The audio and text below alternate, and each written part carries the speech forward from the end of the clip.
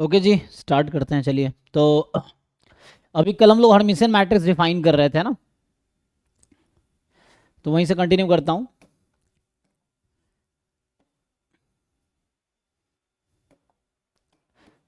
तो कल हमने ट्रांजुगेट भी डिफाइन किया था। ट्रांजुगेट जो ट्रांसपोज एंड कॉन्जुगेट एक साथ है ना, सो वो ट्रांजुगेट था।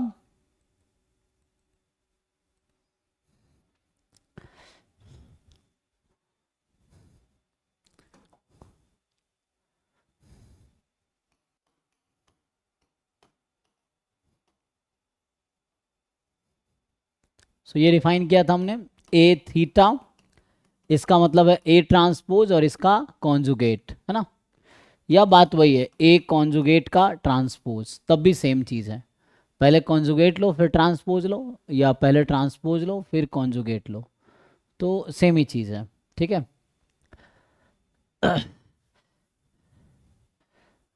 आगे क्या है, हर्मिशियन मैट्रिक्स क्या होगा, डेफिनेशन है ना। तो इसका एग्जांपल कल दिया था हमने, सिंपली हर्मिशियन मैट्रिक्स यही है। सो ये पूछा था ना।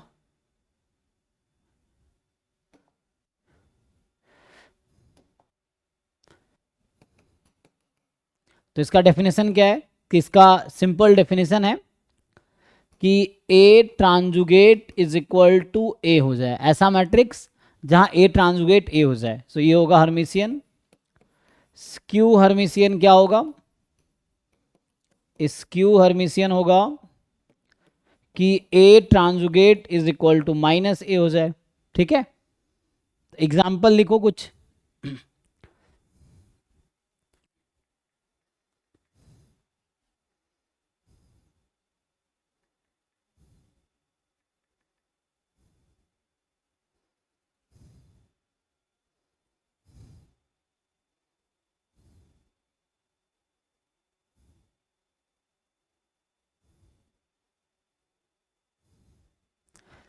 सो ए ट्रांजुगेट ए के इक्वल होना चाहिए। देखो फिर से यहाँ ट्रांसपोज और कॉन्जुगेट लोगे, तो जब हम ट्रांसपोज लेते हैं तो डायगोनल एलिमेंट चेंज नहीं होता। इसका क्या मतलब है, तो इससे ये समझ आता है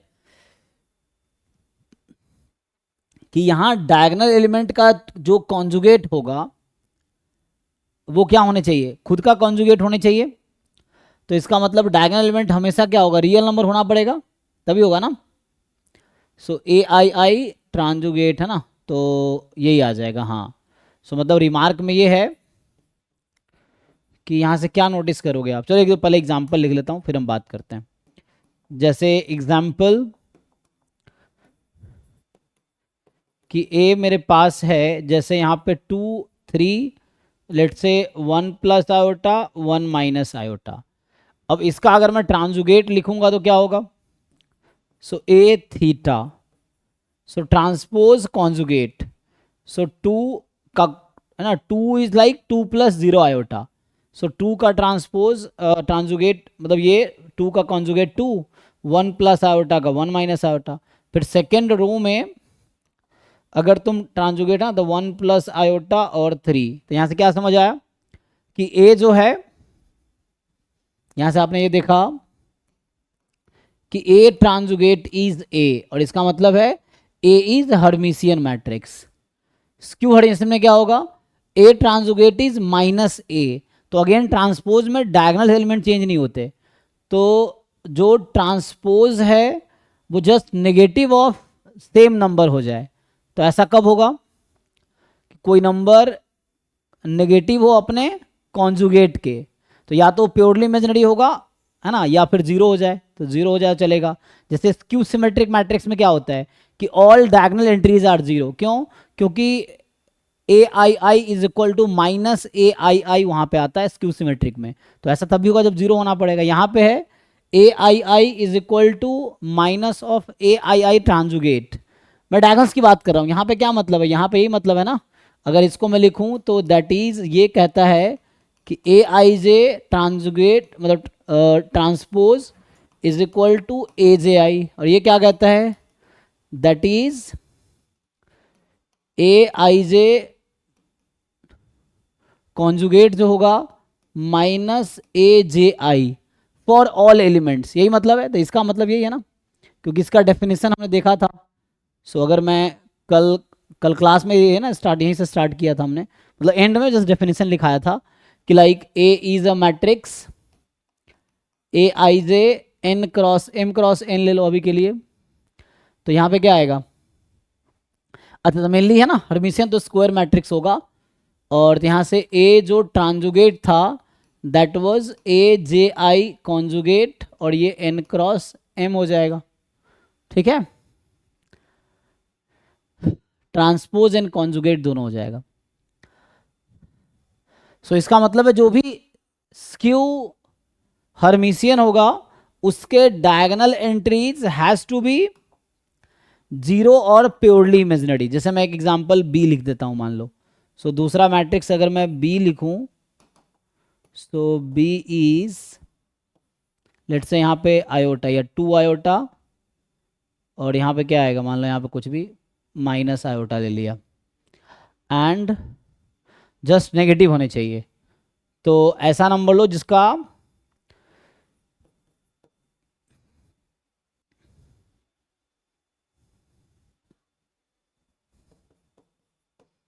ये आ जाएगा।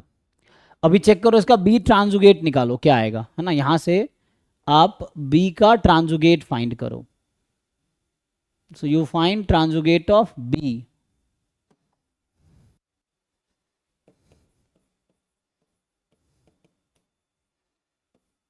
सो बी ट्रांजुगेट में क्या होगा, transpose and conjugate together. So transpose लो तो फर्स्ट रो फर्स्ट कॉलम बनाओगे कॉन्जुगेट के साथ। सो -2 आयोटा, ये 1 प्लस आयोटा, 1 1 माइनस आयोटा का 1 प्लस आयोटा, और ये लिखोगे तो -1 प्लस आयोटा, और ये माइनस आयोटा क्या बन जाएगी, प्लस आयोटा। अब ठीक से देखो, कंपेयर करो, क्या बी ट्रांजुगेट इक्वल है माइनस बी के, चेक करो। क्या बी ट्रांजुगेट इक्वल है माइनस बी के, ऐसा बोल सकते हैं, आंसर यस। सो इसका मतलब ये समझ आया कि A is hermitian matrix, A is hermitian matrix, and जो बी है इज स्क्यू हर्मिशियन मैट्रिक्स, ठीक है ना। सो यहां पे मेनली कॉम्प्लेक्स मैट्रिक्स है इसीलिए डिफरेंस क्रिएट हो रहा है। अगर किसी मैट्रिक्स के ऑल एंट्रीज रियल नंबर है so it is symmetric and skew symmetric only, ठीक है। कुछ पूछना है देखो।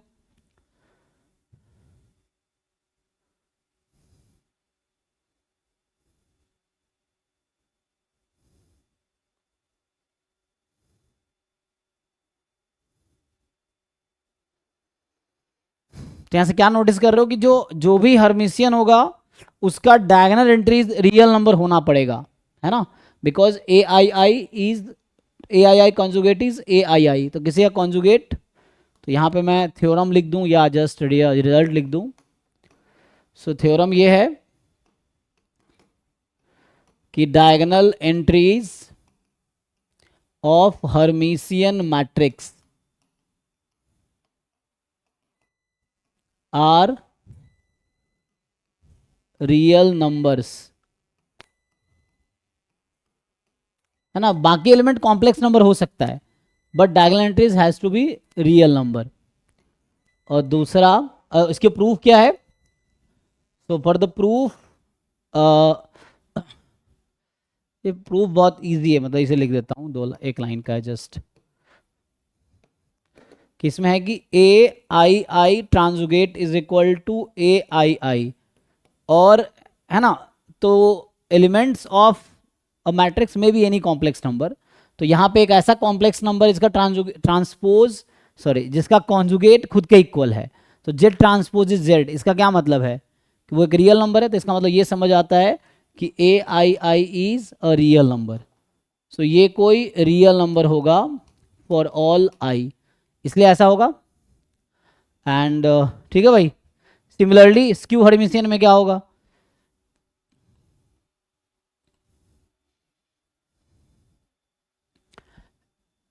स्क्यू हर्मिशियन में लिखोगे तो यहाँ पे आएगा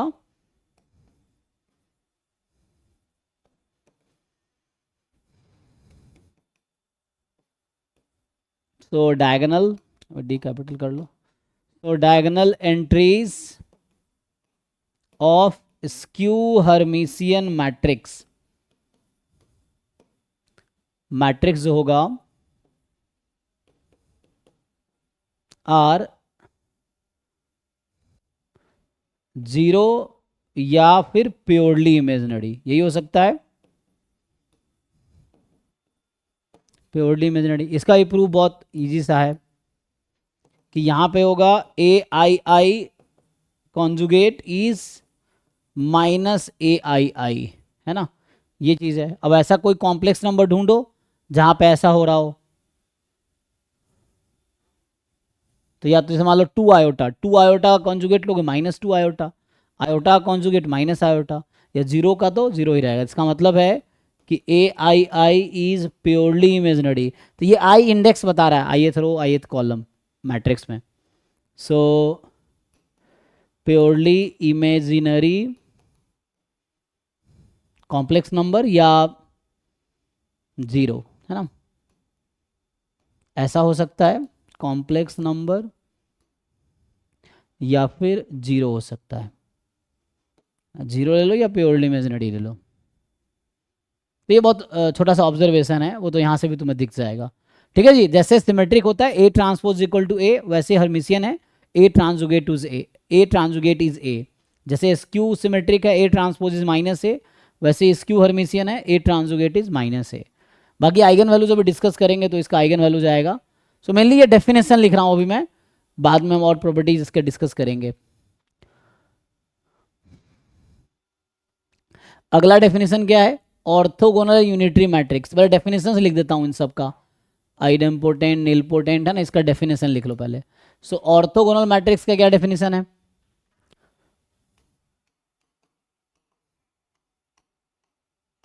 ऑर्थोगोनल मैट्रिक्स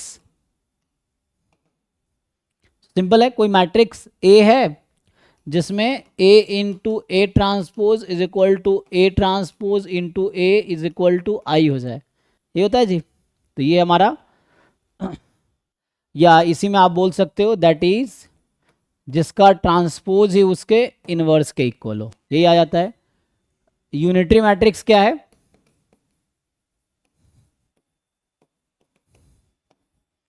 यूनिटरी मैट्रिक्स इसी का कॉम्प्लेक्स वर्जन है कि A into A transjugate is equal to A transjugate into A is equal to I, या फिर से वही चीज है that is so A transjugate is A inverse, यही हो जाएगा।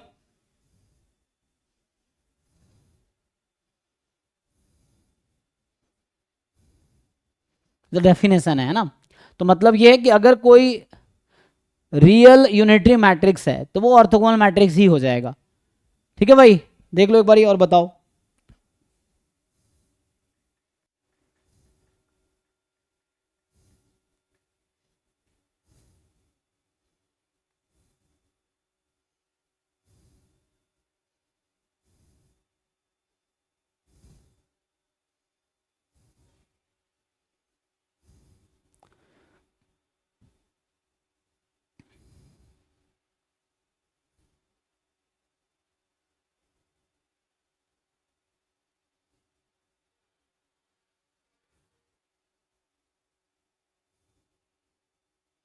जैसे अभी के लिए अगर तुम देखो एग्जाम्पल के लिए, तो कोई ऑर्थोगोनल मैट्रिक्स का एग्जाम्पल लिखो, क्या होगा,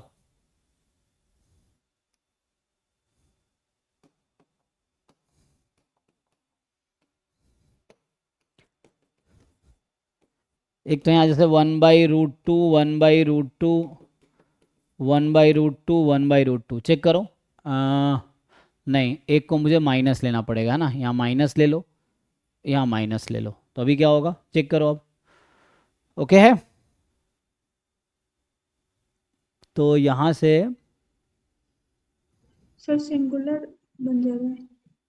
क्या बनेगा, ये सिंगुलर बन गया। अच्छा एक मिनट, तो इसका मतलब है एक को प्लस कर दे, लेकिन ऐसा होना चाहिए ना डॉट प्रोडक्ट 0 होने चाहिए किसी भी 2 रो या किसी भी 2 कॉलम का। नहीं, फिर इसका मतलब है क्या होता है जनरल प्रॉपर्टी इसका कि कॉस थीटा एक प्रॉपर्टी है ना, जैम का पी वाई क्यू का एग्जांपल दे दो ना। हाँ रुको, तुम है जैम का BYQ का मैट्रिक्स में एग्जांपल दे लीजिए दो ना। Cos theta sine theta minus sine theta cos theta. हाँ, सो ये आ जाएगा। मैं बोल रहा हूँ जैम के पीवाईक्यू में से एग्जांपल दे दो ना, उधर बहुत सारे क्वेश्चन। जी जी, रुक जाओ। Cos theta minus sine theta, नहीं साइन थीटा। हाँ कोई दिक्कत नहीं, माइनस साइन थीटा ले लो, यहाँ साइन थीटा ले लो और कॉस थीटा ले लो। तो जो पहले लिख रहा था वो भी ठीक था, चेक करो ये सेटिस्फाई करेगा इसको। तो जो पहले लिख रहा था वहाँ थीटा को मैं π/4 रख रहा था, अच्छा तो दोनों जगह माइनस लगा दिए थे इसीलिए, ठीक है ये भी वर्क करेगा, कोई दिक्कत नहीं है। सो थीटा तुम कुछ भी ले लो है ना, for any theta belongs to R, ये एक बार चेक करके देखो ऐसा आएगा, A transpose into A is equal to A into A transpose, ये आपको I मिलेगा, है जी ऐसा, देखिए ऐसे ठीक है। तो वो भी जो लिख रहा था वो भी सही था, बस एक माइनस, दोनों जगह माइनस नहीं चलेगा, एक जगह माइनस चलेगा है ना, उसी में थीटा को π/4 रख रहे थे। तो ये तो रियल मैट्रिक्स के लिए है। वैसे ही कॉम्प्लेक्स मैट्रिक्स, तो कोई एक दूसरा एग्जांपल बताओ। अच्छा इसके पीछे अगर इस पे आने से पहले, जैसे हमने सिमेट्रिक में जो भी तरीका लिखा था कि like every matrix can be written as a sum of a symmetric and a skew symmetric matrix uniquely, तो यहाँ भी वो थ्योरम है कि every square matrix can be written as a sum of a Hermitian and a skew Hermitian matrix. तो ये P है और ये Q है, ये समझो। तो यहाँ पे क्या होगा, वेयर P ट्रांजुगेट तुम्हारा P के इक्वल आएगा and Q transjugate is equal to minus Q आएगा। सो कहने का मतलब क्या है कि एवरी स्क्वायर मैट्रिक्स कॉम्प्लेक्स है तो रियल भी होगा, तो रियल में सिमेट्रिक हो जाएगा ना। So every square matrix with complex entries, ठीक है ये कॉम्प्लेक्स में लिख देते complex matrix. So every square matrix with complex entries can be written as unique sum of a Hermitian and a skew Hermitian matrix, ठीक है। सो Hermitian and a skew Hermitian matrix,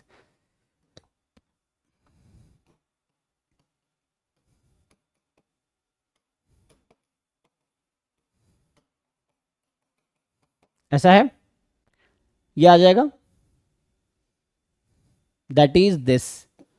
सो कहने का मतलब ये है कि जैसे A plus A transpose is always a symmetric matrix for N E square matrix n cross n, similarly A plus A ट्रांजुगेट is always a Hermitian matrix for N E square matrix A, चाहे complex entry या real entries हो, क्योंकि real entries होंगी तो ये Hermitian symmetric बनेगा, skew Hermitian skew symmetric बनेगा, unitary orthogonal बनेगा, ये चीजें हैं, ठीक है। तो ये तो जस्ट एक जैसे सिमेट्रिक स्क्यू सिमेट्रिक में एग्जांपल था, वैसे यहाँ पे भी मतलब रिजल्ट है। अब इसका एक एग्जांपल लिखो यूनिटरी मैट्रिक्स का। So you take one example, कोई बताओ इसका एग्जांपल क्या होगा।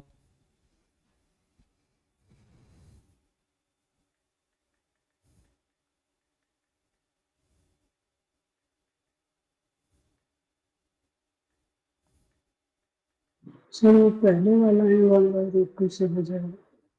पहले वाला एक सेकंड चेक करें। नहीं, कॉम्प्लेक्स एंट्रीज से बताओ।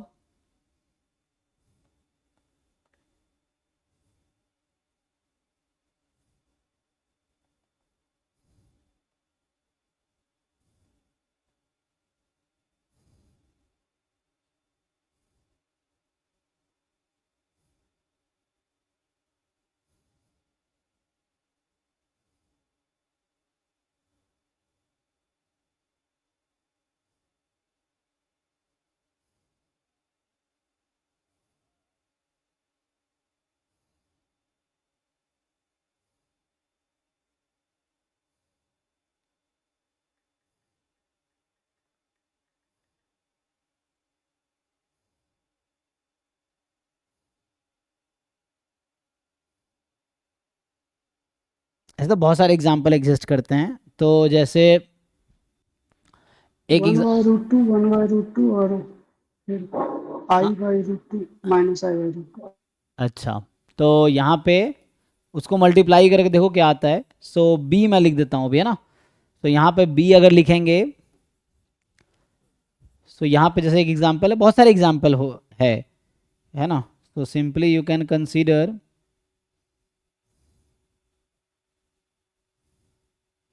दे आर सजेस्टिंग लाइक, मान लो ऐसा है 1/2 1 minus iota, 1/2 1 plus iota, 1/2 1 plus iota और 1/2 1 माइनस आयोटा। एक बार चेक करो, इसको सिंप्लीफाई करके देखो। So B transjugate into B into B transjugate will be equal to I. इसको मल्टीप्लाई करके देखो क्या आता है। बाकी ऐसा नहीं कि एक ही दो example, there are infinitely many example, लेकिन ऐसे तुम कंस्ट्रक्ट करो काफ़ी टाइम लगेगा तेरे से, ना। ऐसा कोई एग्जाम में पूछेगा नहीं कि एग्जाम्पल बताओ, क्योंकि वो तो ऑप्शंस होंगे तुम्हारे पास। अभी तुम्हें डेफिनेशन बता रहा हूँ जस्ट, ठीक है। बाकी इनफाइनटली मेनी एग्जाम्पल्स हैं, तुम कोई भी एक एग्जाम्पल लिख लो। सर एक बार वो थ्योरम वाली स्लाइड पे शिफ्ट करना।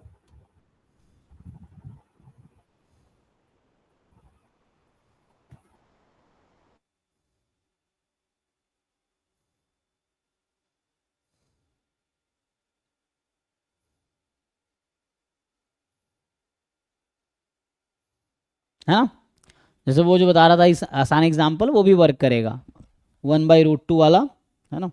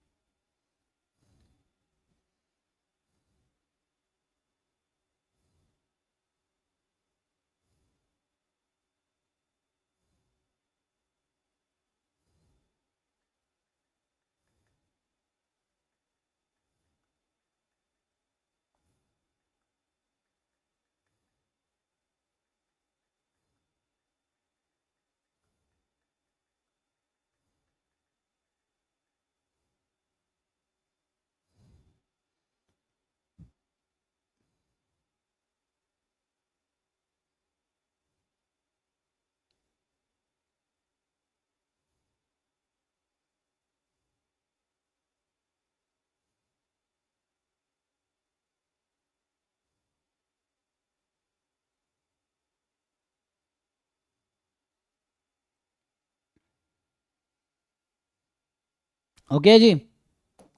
सो आगे देखो, अगला आप डिफाइन करते हैं जो नेक्स्ट डेफिनेशन है। पहले फिर एक साथ प्रॉपर्टी देखेंगे, ऐसे क्वेश्चंस तो कई सारे आ जाएंगे। आइडेम्पोटेंट और निलपोटेंट क्या होता है? So what is idempotent matrix? A square is equal to A. Idempotent matrix, है ना। तो अ स्क्वायर मैट्रिक्स जिसका स्क्वायर खुद के इक्वल हो जाए, है ना। तो a square matrix A such that A square is a. Nilpotent matrix क्या होता है? A की पावर k is 0 और सम k बिलोंग्स टू उसके नीचे के सब नॉन जीरो मैट्रिक्स। है ना। सो यहाँ पे ऐसा होगा कि देयर एग्जिस्ट, है ना, ये होता है कि देयर एग्जिस्ट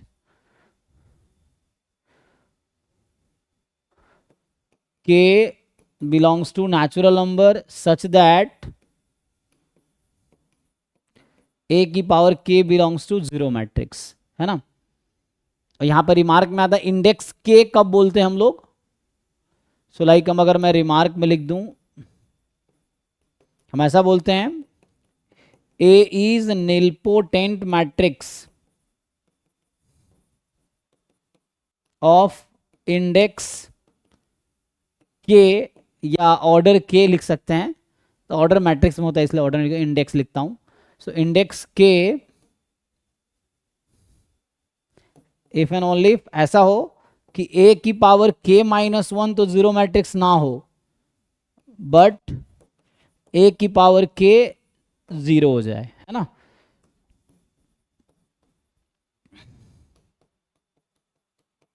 ऐसा हो कि a की पावर k तो जीरो ना हो, बट a की पावर k जीरो हो जाए, तो उसको बोलेंगे nilpotent matrix of index k।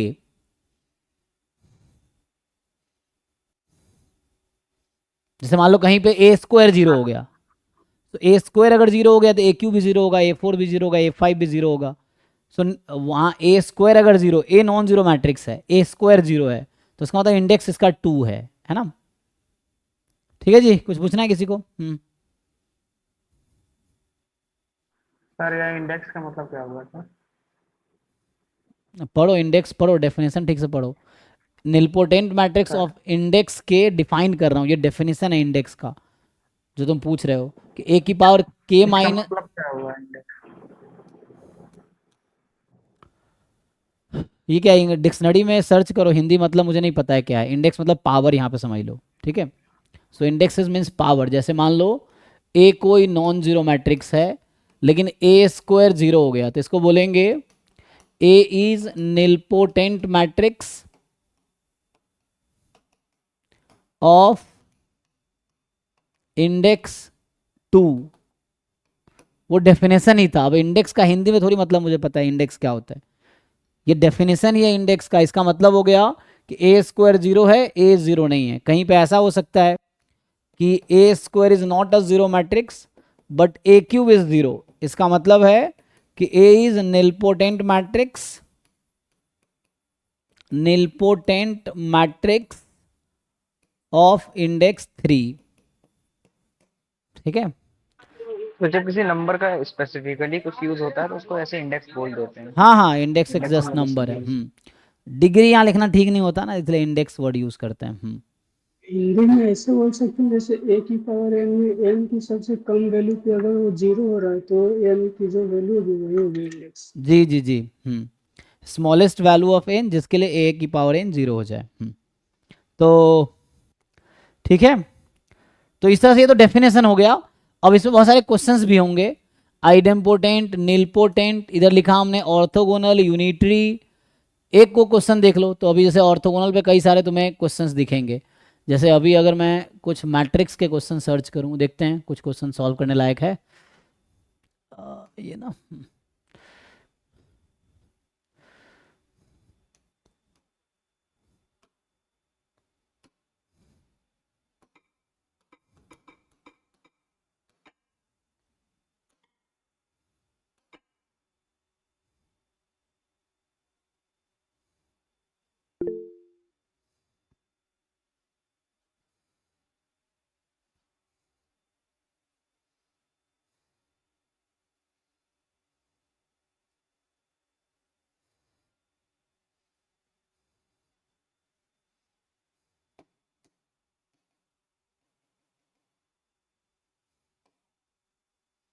ठीक है ना। और क्या है, definition and application of determinant, evaluation of determinant using transpose. अभी डिटर्मिनेंट को डिफाइन करने को कह रहा है, तो इसको मैं अभी डिफाइन करता हूँ। Singular, non singular, properties, trace, adjoint, inverse. तो ये सब क्लास 12th में था। जो अभी यहाँ पे बोल रहा है ना कि डिटर्मिनेंट क्या होता है, इसके क्या एप्लीकेशन है। तो एप्लीकेशन मतलब यूज़ क्या है। तो रैंक को हमने डिटर्मिनेंट से एसोसिएट किया था अभी जब हम रैंक डिस्कस कर रहे थे। फिर वो प्रॉपर्टीज ऑफ डिटर्मिनेंट जो कि अभी डिस्कस करूंगा। कुछ क्वेश्चंस कर लेते हैं फिर इसको डिस्कस करते हैं। तो इसको क्या हुआ भाई, सर्च कर पा रहा है कि नहीं कर पा रहा है ये। सो मैट्रिक्स, तो बेचारा ये भी फेल हो जाता है।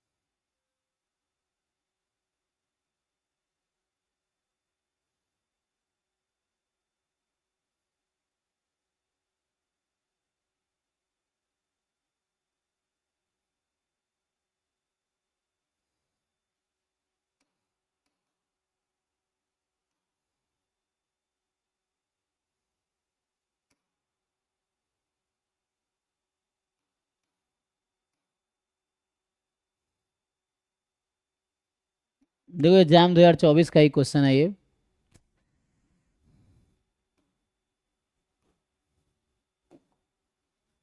ये आपसे पूछ रहा है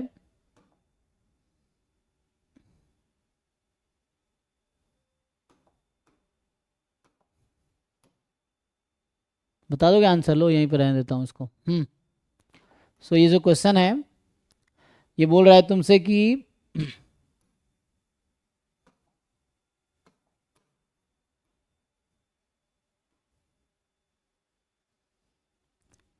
विजिबल है सबको? ये है ना जैम 2024 का ही, और ये 2 मार्क्स का क्वेश्चन है, 53 नंबर है ना, ये 2 मार्क्स का क्वेश्चन है। कह रहा है कि फॉर सम ए जो कि नेगेटिव है एंड ए नेगेटिव है, बी रियल नंबर है, मान लो ये एक ऑर्थोगोनल मैट्रिक्स है, तो बताओ A root 6 plus B 4b root 3 क्या होगा? तो सॉल्व कर पाओगे? लगाओ डेफिनेशन, डेफिनेशन लगा के देखो। हालांकि कई सारे तरीके हैं लेकिन यू अप्लाई डेफिनेशन।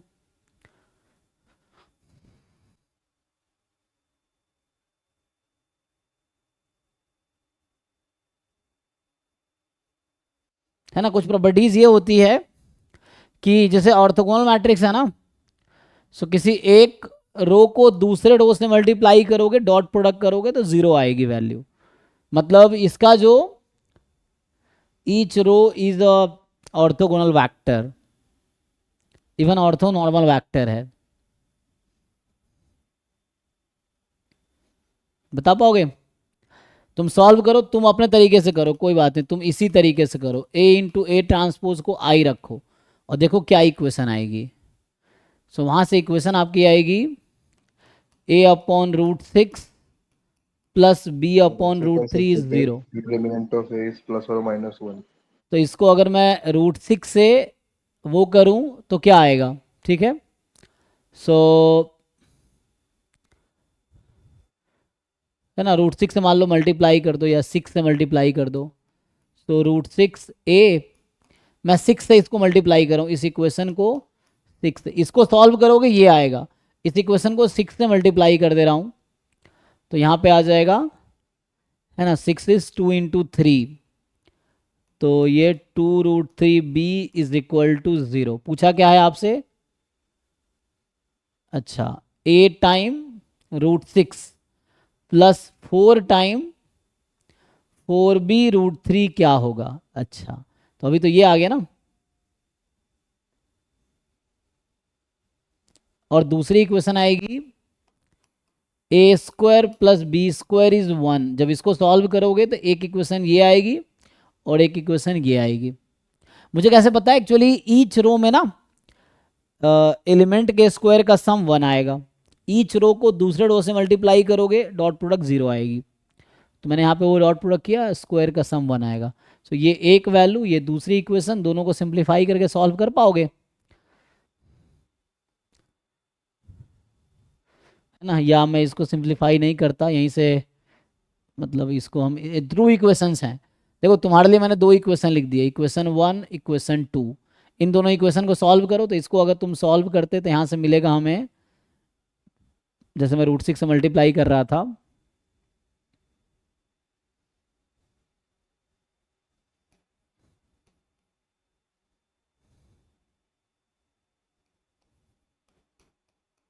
ये आएगा ना, या a is equal to minus root 2b, जैसे भी लिखना चाहो। अब इस इक्वेशन को इसमें पुट करो, सो ए स्क्वायर प्लस बी स्क्वायर। अब देख लो कैसे करना है, तो ये यूज़ करना चाहो ये यूज़ कर लो। कितना आ गया? ए स्क्वायर की वैल्यू, सो ए स्क्वायर की वैल्यू 2/3, सो ए आ जाएगा प्लस माइनस रूट अंडर 2/3। लेकिन पहले से बता रखा है ए को नेगेटिव लेना है ना, ये पहले से बता रखा है कि ए को नेगेटिव लेना है, तो ए आएगा माइनस। देखो जिसको जो तरीका आता है वो लगा कर देखो, क्योंकि जो तुम्हें आता है एग्जाम में तुम वही लगाओगे, तो अभी भी तुम यही कर सकते हो। फिर उससे तुम्हें ये रियलाइज होगा कि तुम्हें जो आता है वो कितना सही है। अगर यहाँ पे आंसर नहीं आ रहा तो एग्जाम में भी नहीं आएगा, ये है। तो घर पे एक्सपेरिमेंट करोगे तुम्हें पहले से पता चल जाएगा तुम्हारी कौन सा, वरना क्या है कि यहाँ तुम मेरे सॉल्यूशन रट्टा मारोगे, एग्जाम में खुद अपने तरीके से करोगे, तो यहाँ भी तुम वही तरीका लगा कर देखो जो तुम्हें आता है, और उससे अगर आंसर आ रहा है दैट्स फाइन, कोई दिक्कत नहीं है। सो ए की वैल्यू, कुछ भी नहीं आ रहा तो सीखो, फिर मैं कर एक तरीका ये है कि कुछ भी नहीं आ रहा तो मैंने कुछ नहीं किया है, मैंने ए, इसका डेफिनेशन है ऑर्थोगोनल मैट्रिक्स का ए इंटू ए ट्रांसपोज आई, इसको सॉल्व करोगे तो टोटल तुम्हारे पास मल्टीप्लाई करोगे तो 9 इक्वेशंस आएंगे, उसमें इरेलीवेंट होगा तो मेनली 2 इक्वेशंस आपको रेलिवेंट मिलेगा जिसकी ज़रूरत है हमें, बाकी की ज़रूरत नहीं होगी। इन दोनों को सॉल्व कर लो तो ये ए आ गया, अब ए आ गया यहाँ पुट कर दो तो बी आ जाएगी, ए है -a/√2, सो -a/√2, तो बी है -a/√2, तो ये +1/√3 हो जाएगा। सो ये ए बी की वैल्यू आ गई जो हमें चाहिए। अब जो पूछा है वो निकाल लो क्या आता है।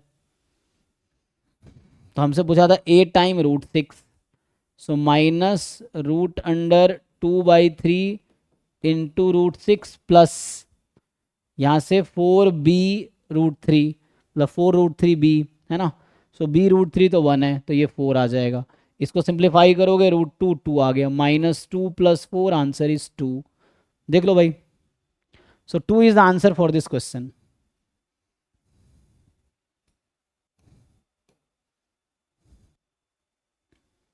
डेफिनेशन पे, ये सिंपल ऑर्थोगोनल मैट्रिक्स के डेफिनेशन पे क्वेश्चन है, ऑर्थोगोनल मैट्रिक्स के डेफिनेशन पे, और जिनको समझ नहीं आ रहा वो पूछो, और जो लोग कैलकुलेशन नहीं कर रहे हो भाई तो तुम एग्जाम में ही सीधा सीधा करोगे, वहाँ गलतियाँ ही करके आओगे, ये है। अगर घर पे तुम कैलकुलेशन नहीं कर रहे हो, गलतियाँ नहीं कर रहे हो, सीधा सीधा एग्जाम में गलतियाँ करोगे, ये है। इसलिए घर पे इतनी प्रैक्टिस कर लो कि एग्जाम में गलती से गलती ना हो।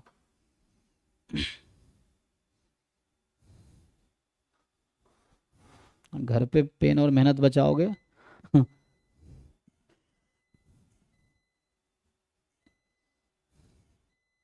ठीक है भाई, देख लो सिंपल डेफिनेशन है, तुम a इंटू ए ट्रांसपोज आई करो और उससे 2 इक्वेशन आएगी, a नेगेटिव लेना था तो a को नेगेटिव चूज किया, करस्पॉन्डिंग b निकाल लिया यहाँ से, और ये आंसर 2 है। एनीवे अगले क्वेश्चन पे आते हैं।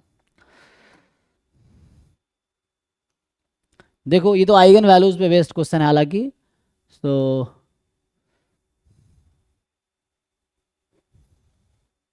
ये भी रैंक वाला है जो कल तुम कर चुके हो ऑलरेडी। ये इन्वर्स पे है, ये आसान क्वेश्चन है, इन्वर्स अगर पढ़ लोगे तो इजिली आ जाएगा।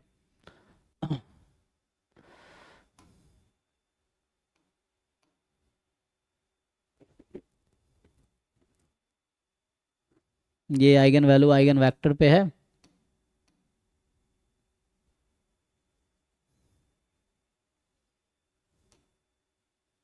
ये एक क्वाड्रेटिक फॉर्म वाला तरीका ये बताऊंगा अभी, मतलब डिटर्मिनेंट पे बेस्ड है।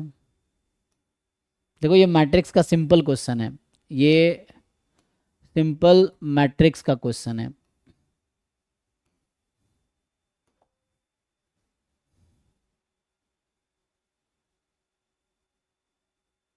देखो भाई,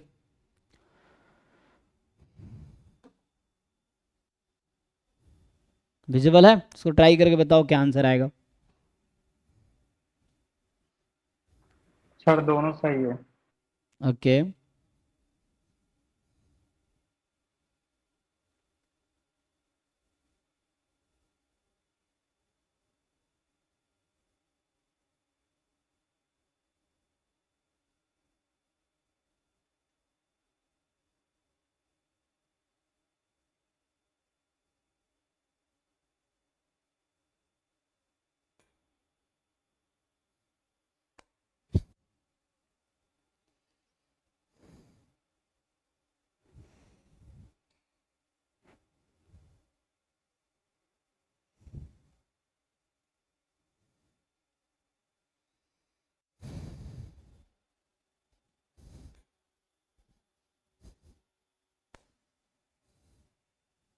अब थोड़ा सा दिमाग वाग लगाओ, कोशिश करो, 2 मैट्रिक्स लिखो, ट्राई करो क्या होता है। m जो है m1 इंटू m2 है,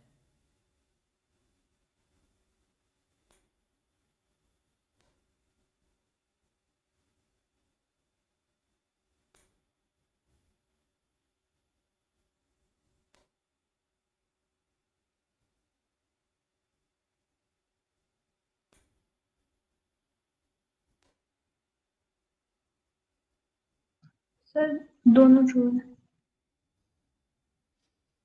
ठीक है जी, देखो बाकी लोग। सो m जो है m1 इंटू m2 है, m जो है m1 m2 का प्रोडक्ट है। तुम करते क्या हो तुम लोग, m जो है m1 m2 का प्रोडक्ट है, ये चीज है। सो कह रहा है rows of m are the linear combination of rows of m1 m2। So देखो यहाँ पे जो पहली रो आएगी वो कैसे मिलेगी, जब यहाँ फर्स्ट रो को तुम फर्स्ट कॉलम से मल्टीप्लाई करोगे ये एलिमेंट आएगी, जब इसी फर्स्ट रो को सेकेंड कॉलम से मल्टीप्लाई करोगे ये एलिमेंट आएगी, इसी फर्स्ट रो को थर्ड कॉलम से मल्टीप्लाई करोगे ये एलिमेंट आएगी। ऐसा होता है ना।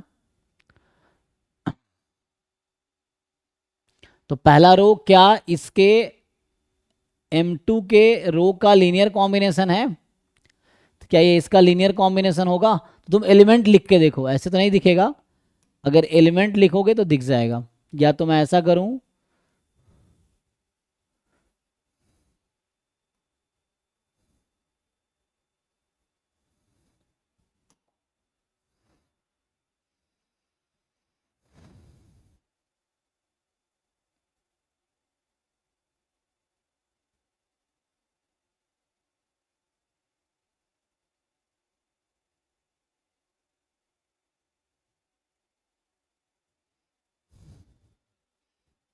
जैसे मान लो ये R1 है, ये R2 है, ये R3 है। अब होता क्या, जब तुम मल्टीप्लाई करते हो तो करते क्या एक्चुअली, रो वेक्टर है, ठीक है ना। तो इसमें रो एक वेक्टर है एक्चुअली, और यहाँ पे क्या करते हो मल्टीप्लिकेशन में, पहला एलिमेंट पहले रो के फर्स्ट एलिमेंट से मल्टीप्लाई होता है, दूसरा एलिमेंट भी वही होता है। थ्योरेटिकली समझाऊं या वैसे,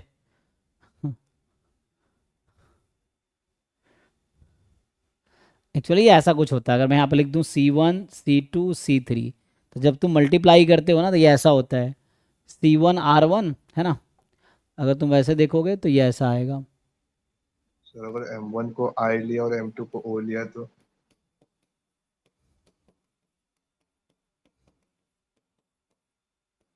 यही होता है ना मल्टीप्लिकेशन में एक्चुअली। देखो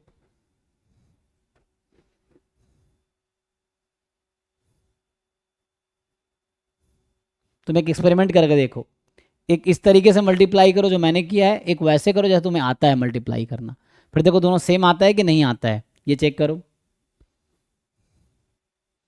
या सिंपल, अगर ऐसे तुम्हें मुश्किल लग रहा हो तो सिंपल दो मैट्रिक्स बना लो, या कैसे भी तुम कर लो। अगर आइडेंटिटी करके वो भी देख सकते हो कि तुम्हें जैसे रोज ऑफ m2 बोल रहा है तो m1 को I ले लिया, जैसे वो सजेस्ट कर रहा है उससे भी दिख जाएगा तुम्हें, तो वैसे इक्वल ही आ जाएगा ना फिर तो। नहीं तो मैं तुम्हें जनरल प्रूफ करके दिखा देता हूँ, देखो। m2 को 0 मैट्रिक्स लिया। सो जनरल अगर हम प्रूफ करेंगे तो मान लो अभी के लिए A1 A2 A3 B1 B2 B3 C1 C2 C3, इसको तुम मल्टीप्लाई करो। ये m1 है ये m2 से, m2 में मान लो ऐसा एलिमेंट्स ले लो। सो x1 y1 z1 मान लो, p1 q1 r1, और यहाँ से u1 v1 w1, अभी मान लिया ऐसा ले लिया हमने। अब इसको जरा मल्टीप्लाई करो, ये m1 है ये m2 है, तो तुम्हारा m क्या बन रहा है बस ये ध्यान से देखो। सो हालांकि थोड़ा सा लेंदी टर्म्स आएंगे लेकिन जरा समझो इसमें क्या होगा। So what is the first row of this, तो जब तुम मल्टीप्लाई करते हो तो क्या करते हो, फर्स्ट रो को फर्स्ट कॉलम से मल्टीप्लाई करते हो। तो यहाँ लिख देता हूँ मैं, मतलब ये तुम्हें थोड़ा कैलकुलेशन करके इस चीज़ को रियलाइज़ करना है। इनिशियली थोड़ा सा तुम्हें लगेगा मुश्किल, लेकिन उसे लिख के देखो क्या होगा। तो यहाँ बनेगा A1 x1 plus A2 P1 plus A3 U1, ये बनेगा जी, देख लो ऐसा है। अच्छा मैंने एक मिनट क्या किया, x1 y1 z1 ऐसा ले लिया, यहाँ A1 A2 A3 लिया था तो वहाँ x1 x2 ऐसा ले लेता मैं तो बेटर रहता ना, सब में इंडेक्स 1 कर दिया वहाँ। Okay X Y Z P Q R U V W, हाँ ये जैसे भी समझ आ रहा वैसे समझो, नहीं तो सिंपली जैसे मैं नॉर्मली इसमें लिखा वैसे ही लिख देता हूँ। तो क्या होगा यहाँ पे x1 x2 x3 y1 y2 y3, तुम खुद मल्टीप्लाई करके देखो और इस चीज़ को समझो जो स्टेटमेंट कहना चाह रहा है। तो यहाँ पे जो तुम्हारा बनेगा, जैसे बनेगा A1 x1 A2Y1 plus A3Z1, यही पहला एलिमेंट होगा। दूसरा एलिमेंट क्या होगा? A1X2 A2Y2 फिर A3Z2, यही होता है जी।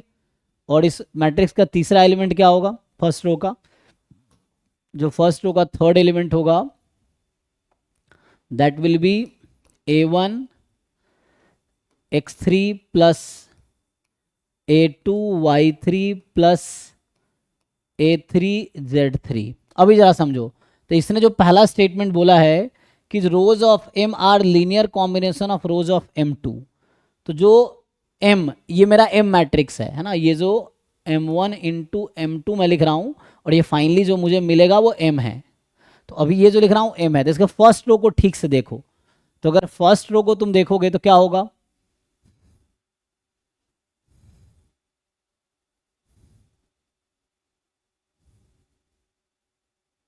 फर्स्ट रो किसका लीनियर कॉम्बिनेशन है?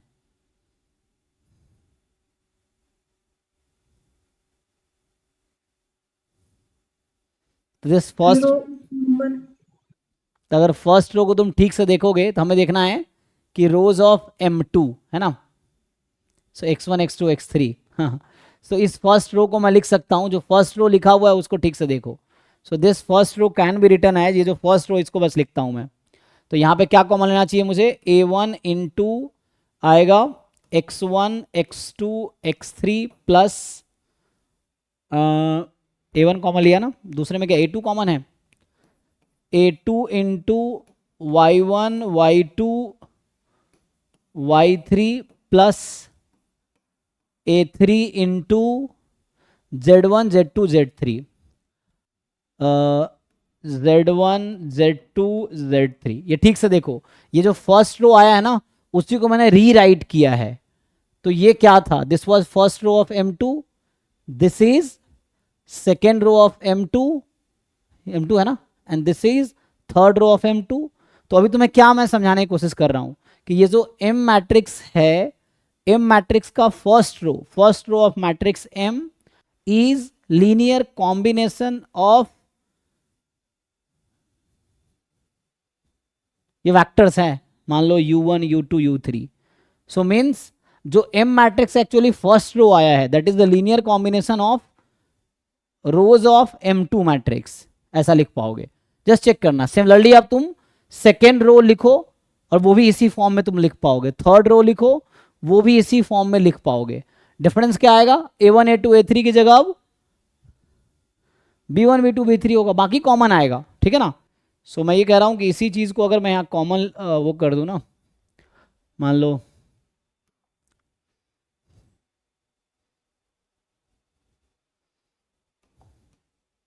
जैसे अभी देखो क्या होगा। सो ये हो जाएगा B1 B2 B3। तो ये तुम्हारा सेकेंड रो है एक्चुअली, जो मैं अभी लिख रहा हूं तुम चेक करो, ये सेकेंड रो आएगा मल्टीप्लाई करने के बाद। After multiplication you will have second row, ये सेकेंड रो होगा तुम्हारा मल्टीप्लिकेशन के बाद, ठीक है। देखो, और ऐसे ही थर्ड रो देख लो क्या होगा। सिमिलरली B1 की जगह C1 आ जाएगा, यही चीज़ें हैं। तो जो सेकेंड रो आएगा यही चीज़ें आएंगी, ठीक है। So this was row 1, this is row 2। Third row लिख के देखो, सो थर्ड रो ऐसे ही आएगा, बस C1 C2 C3 आ जाएगा।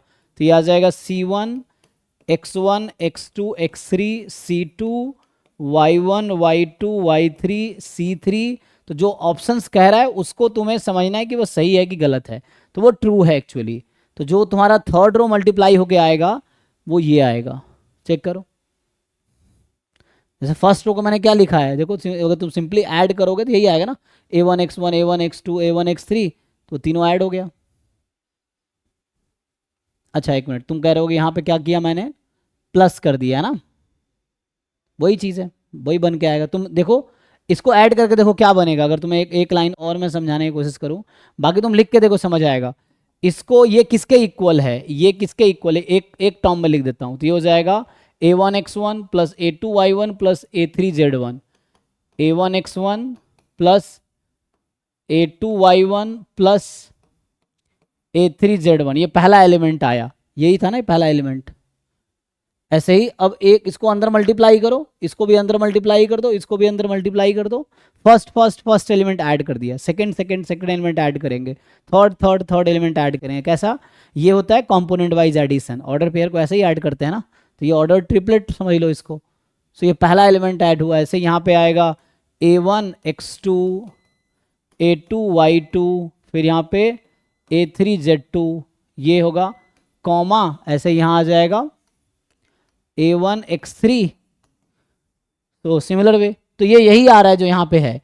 सो बस मैं यही कह रहा हूँ कि कुछ अलग नहीं है, ठीक है ना, वही है a1 x3 a2 y3 plus a3 z3, यही है। And this was your row 1, similarly row 2 row 3, यही तो रो 1 है।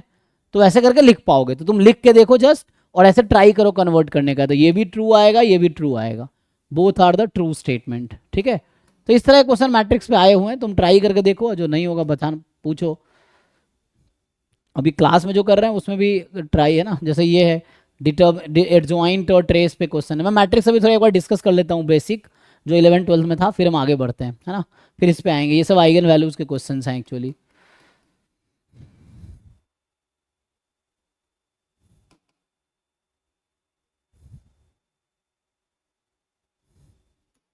जनरली ये सब आइगन वैल्यूज के क्वेश्चन है, ज़्यादातर वैसे ही क्वेश्चन है। पहले आगे थोड़ा थ्योरी डिस्कस करता हूँ अभी मैं।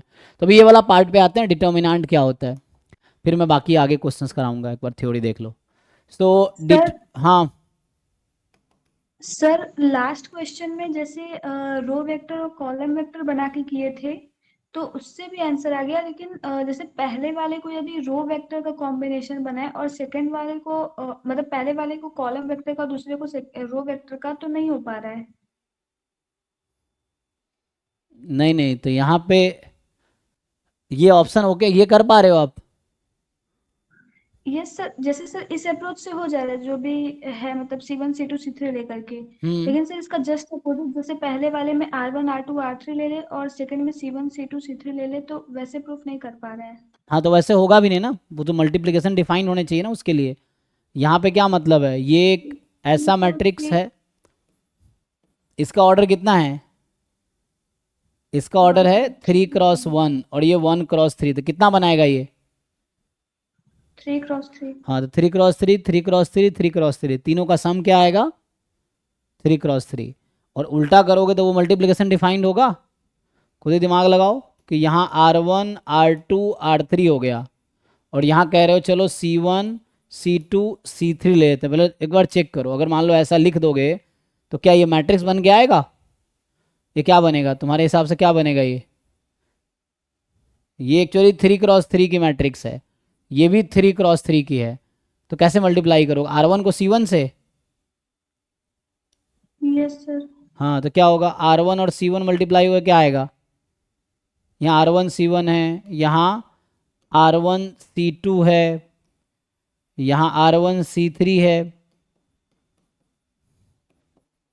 R2 C1 है, R2 C3 है, R2 C2 R2 C3।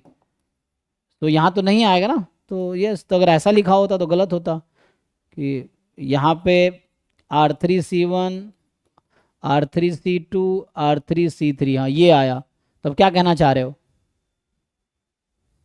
Sir इस मैट्रिक्स में बोल सकते हैं कि फर्स्ट के रो का लीनियर कॉम्बिनेशन है, ऐसे नहीं बोल सकते कि M1 के रो का लीनियर कॉम्बिनेशन है ये। नहीं, वो गलत स्टेटमेंट है। अगर यहाँ लिखा होता कि rows of M are linear combination of rows of M1, तो वो गलत होता, फॉल्स होता। अगर यहाँ लिखा होता columns of M are linear combination of column of M2, तो गलत होता, क्योंकि यहाँ पे सम हो रहा है इसलिए लीनियर कॉम्बिनेशन। यहाँ पे तो अलग अलग एलिमेंट है। R1 का ऑर्डर क्या है बताओ, R1 किस ऑर्डर का है? x1। और C1 किस ऑर्डर का है? 3x1। तो दोनों का प्रोडक्ट किस ऑर्डर का आएगा? 1x1। हाँ तो ये एक एक नंबर है, ये सब एक एक नंबर है, तो लीनियर कॉम्बिनेशन कैसे बनेगा? This is one number, this is a number, this is a number, तो लीनियर कॉम्बिनेशन नहीं बनेगा यहाँ पे, ठीक है। तो इस वे में नहीं होता, अगर वैसा लिखा होता तो फॉल्स होता।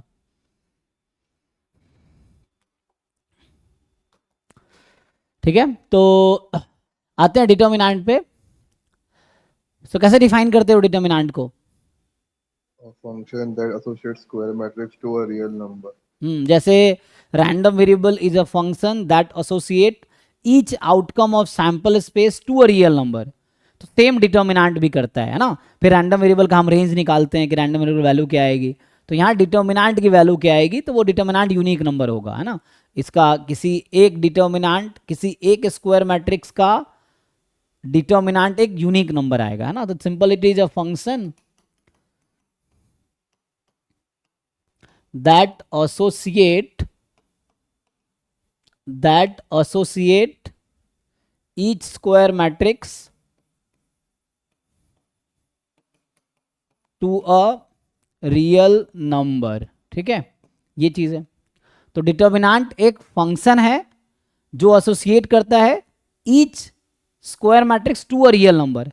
Actually that real number is, so ये जो रियल नंबर बोल रहा हूं, दैट रियल नंबर जो आ रहा है ना, so that real number is unique, वो यूनिक होगा, and is determinant of corresponding, is value of determinant corresponding to a particular matrix. मतलब किसी एक स्क्वायर मैट्रिक्स का, है ना, मतलब ये लिखना चाह रहा हूं, that is determinant of a square matrix जो होगा वो यूनिक होगा, है ना। Determinant of a square matrix, किसी पर्टिकुलर स्क्वायर मैट्रिक्स का डिटर्मिनेंट यूनिक होगा। मतलब एक मैट्रिक्स के पास टू डिटर्मिनेंट्स नहीं हो सकते ना। एक अगर मैट्रिक्स है तो उसका डिटर्मिनेंट तो एक ही आएगा, दो तो अलग अलग आ नहीं सकते।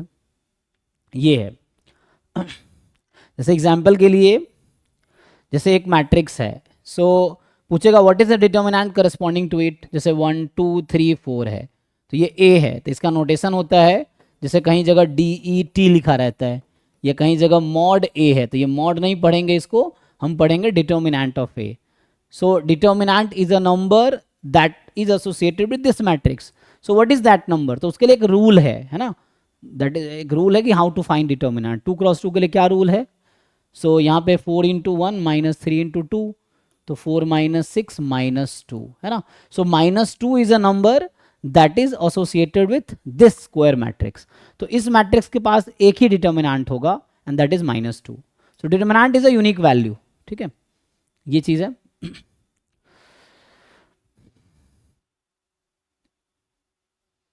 सो जैसे अब 1 × 1 में तो कुछ है ही नहीं कि A is a 1 × 1 matrix containing element K, then determinant of A is the number K itself.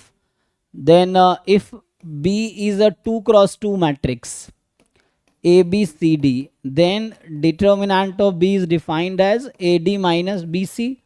If C is a 3 × 3 matrix, है ना, तो जैसे मान लो जो ABC PQR XYZ, मान लो ये 3 × 3 है, so then determinant of C is calculated as, जो कि आप लोग जानते हो हाउ टू एक्सपैंड, है ना। सो तरीका सब पता ना, 12th में सब पढ़ चुके हैं already. So A 1 into, into minor 1 1. सो वैसे कर सकते हो, वो आएंगे उस पर अभी माइनर में पता नहीं क्या है, को फैक्टर मैंने डिस्कस नहीं किया है। सो ठीक है, अभी क्या आएगा, सो यहाँ से आ जाएगा हमारे पास, इसको QRYZ B into PRXZ plus C into, ठीक है। सो A QRYZ B PRXZ C, यहाँ आ जाएगा PQXY, ठीक है, ये आ जाएगा। तो इसको फिर फर्दर एक्सपैंड करोगे तो you know how to expand, है ना। तो फर्दर 4 × 4 का होगा तो ऐसे ही होगा।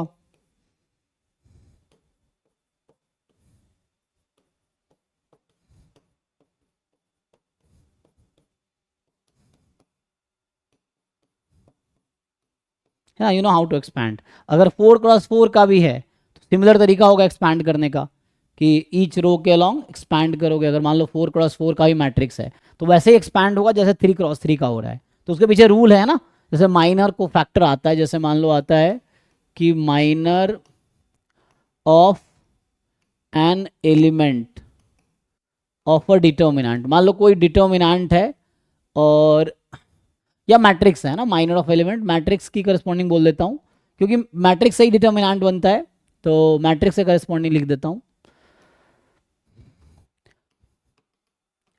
सो माइनर कैसे डिफाइन करोगे, है ना, वही चीज, डिटर्मिनेंट का भी एलिमेंट लिख सकते हैं, मैट्रिक्स का भी। मान लो मैट्रिक्स है तो अभी के लिए जस्ट डिफाइन कर देता हूँ। So suppose A is a matrix A I J N cross N, है ना, determinant is square only, determinant is defined only for the square matrices. So यहाँ से क्या आएगा, minor of an element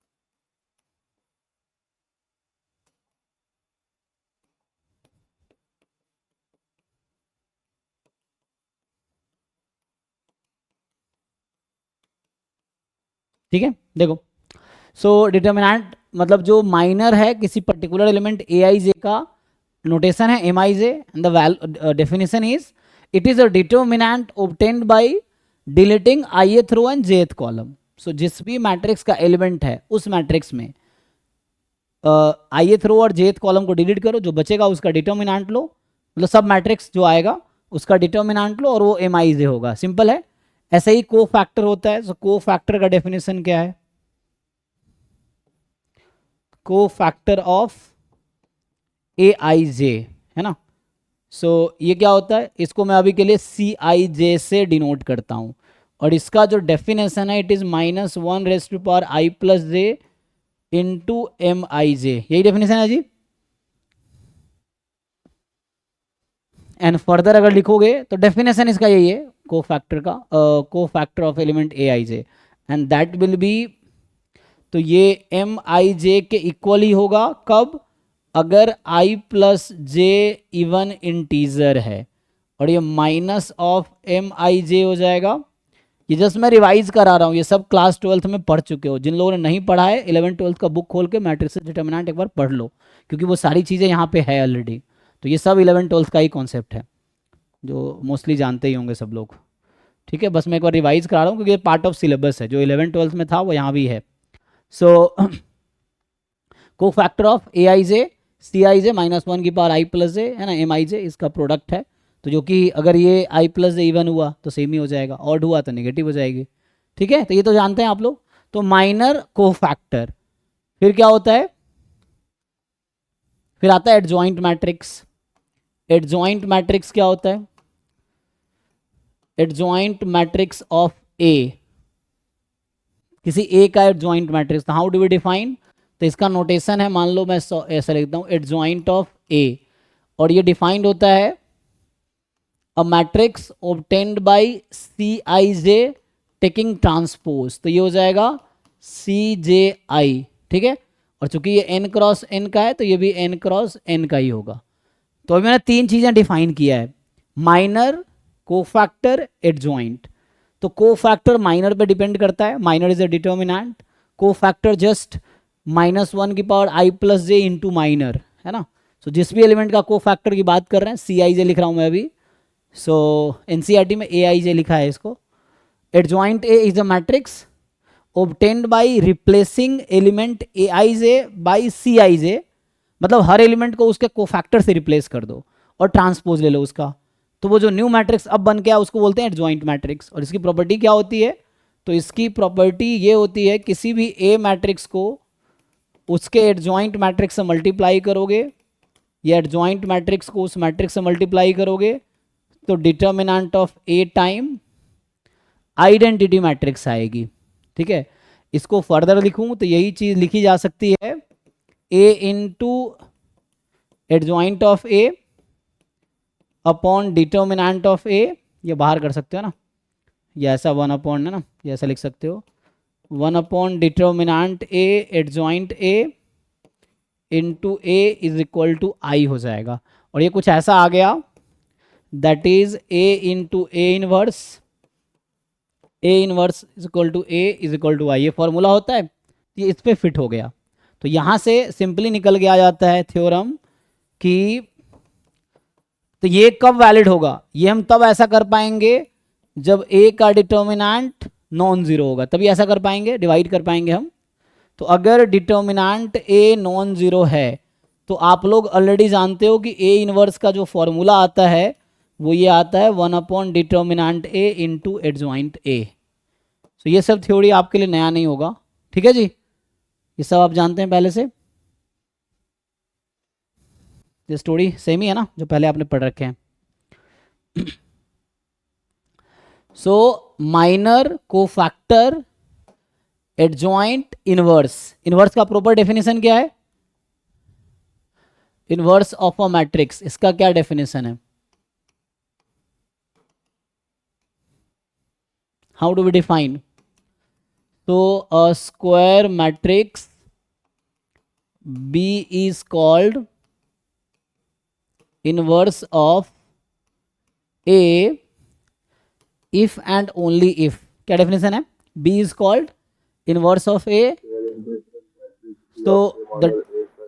so definition is A into B is equal to B into A is equal to I, so B is said to be inverse of A if and only if this, है ना। तो इसका मतलब, और we write, so we write, तो यहाँ पे जो B आएगा that is A inverse, and also अगर दोनों तरफ इनवर्स लगा दोगे सो B इनवर्स A इनवर्स का इनवर्स हो जाएगा जो कि A ही आ जाएगा, ठीक है। तो ऐसा है, तो सिंपल ये, अगर आप B को A इनवर्स लिखते हो तो B इनवर्स A हो जाएगी, so if A is inverse of B, B is also inverse of A, ठीक है। तो ये सब तो सिंपल स्टोरी है। बाकी और क्या इनवर्स की प्रॉपर्टीज होती है, अगर मैं थोड़े इनवर्स की प्रॉपर्टीज डिस्कस करूं तो एक तो आप ये जानते हो A इंटू बी का जो इनवर्स होता है वो B इनवर्स A इनवर्स, ये है A plus B whole inverse का कोई फॉर्मूला नहीं है, A minus B whole inverse का कोई फॉर्मूला नहीं है, ठीक है। A इनवर्स देख ही लिया आपने।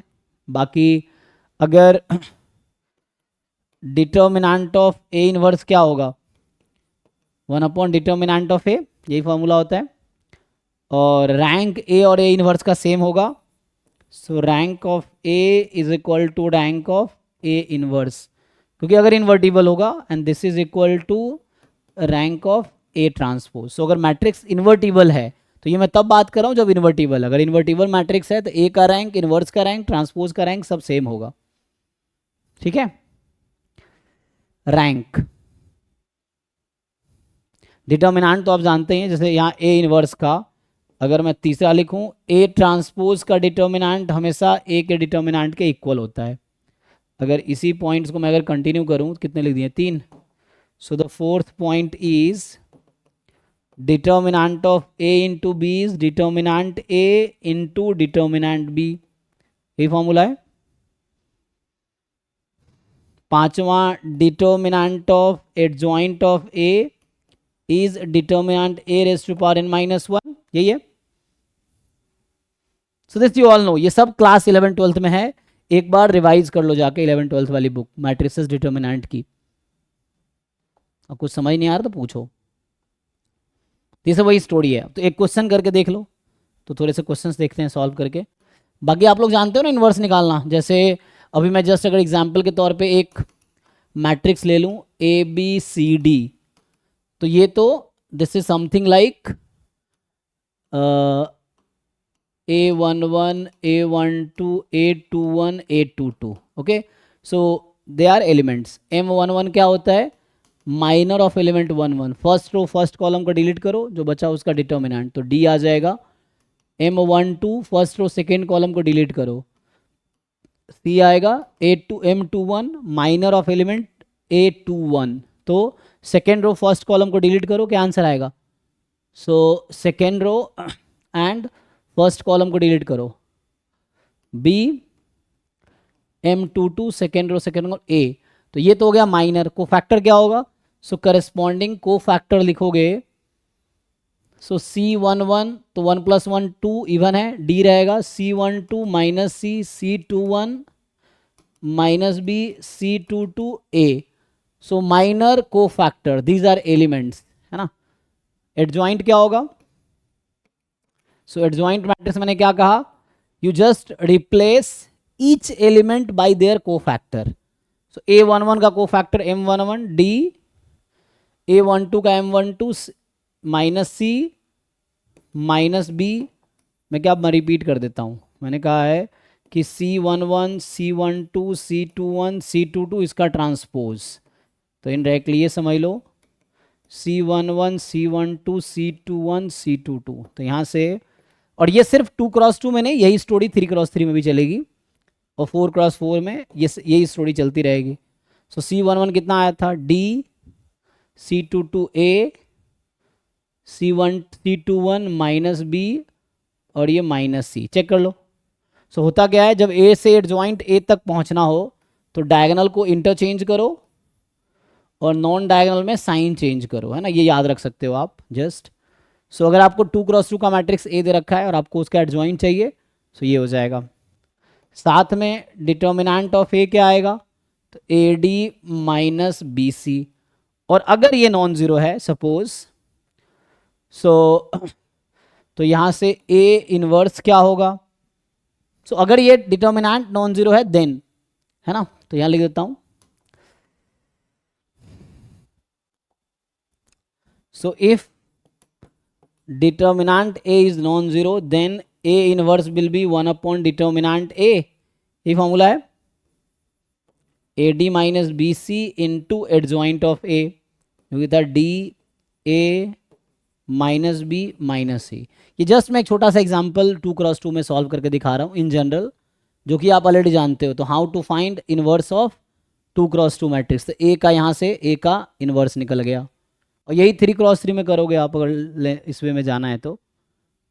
ठीक है भाई, तो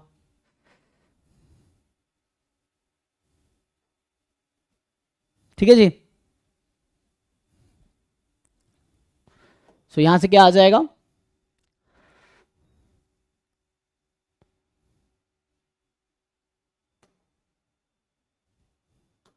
तो ये बेसिक मैं अभी बस डिफाइन किया हूँ। बाकी जैसे एक दो वर्ड यूज होता है, इन्वर्टिबल मैट्रिक्स क्या होता है ना, इन्वर्टिबल मैट्रिक्स। तो इन्वर्टिबल मैट्रिक्स का मतलब है सो है ना, या तो मैं थ्योरम के थ्रू लिख दूं कि जैसे एक वर्ड आता है इन्वर्टिबल मैट्रिक्स, थ्योरम या डेफिनेशन। सो चलो डेफिनेशन लिख देता हूं, A is invertible matrix if and only if determinant A is non-zero, है ना। और इसी को बोलते हैं अगला definition, A is non singular, यही चीज है non singular matrix if and only if determinant A is non-zero। फिर ये सब छोटे छोटे डेफिनेशंस हैं जो आप जानते हैं। A is नॉट इन्वर्टिबल, वही चीज़ है, तो उल्टा हो जाएगा, है ना। A is singular matrix if and only if determinant A is 0, and A is non-singular, वो तो लिख ही दिया, non-invertible if and only if determinant A is 0। ठीक, तो कहने का मतलब singular and non invertible are same matrices. जो इन्वर्टिबल है वो नॉन सिंगुलर है, जो नॉन सिंगुलर वो नॉन इन्वर्टिबल है, जो सिंगुलर है वो नॉन इन्वर्टिबल सिंगुलर है। तो ये सब बेसिक टर्मिनोलॉजी है जो आप जानते हो, ठीक है जी। सो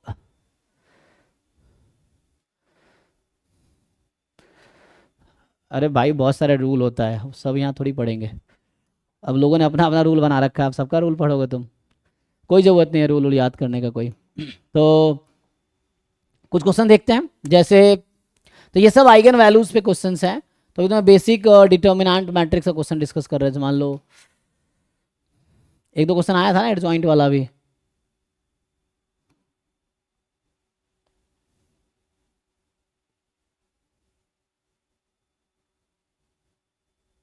ये ट्रेस क्या होता है, what is definition of trace, जैसे यहाँ ट्रेस यूज किया ना, तो इसके लिए हमें आइगन वैल्यू पढ़ना पड़ेगा ना। सो ट्रेस भी सिंपल टर्म है, trace of a square matrix. So trace is only defined for the square matrix. तो सिंपल होता है कि sum of all diagonal entries या diagonal elements of a matrix है ना, this is a number and this is called trace of the matrix.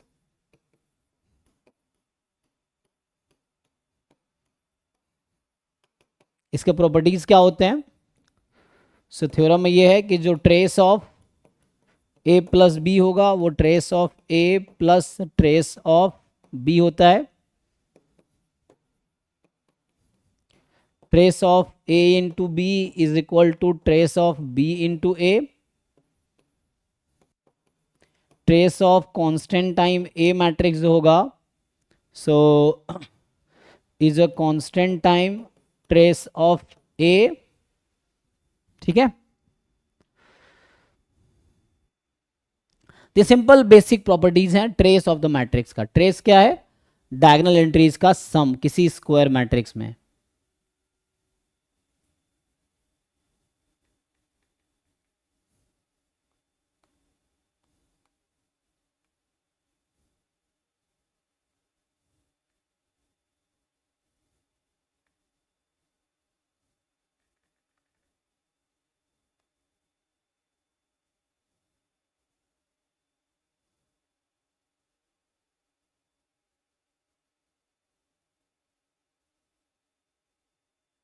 Zero matrix का trace कितना होता है? जीरो. आइडेंटिटी मैट्रिक्स का trace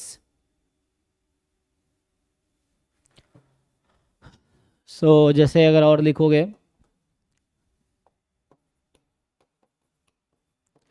trace of A is equal to trace of A transpose.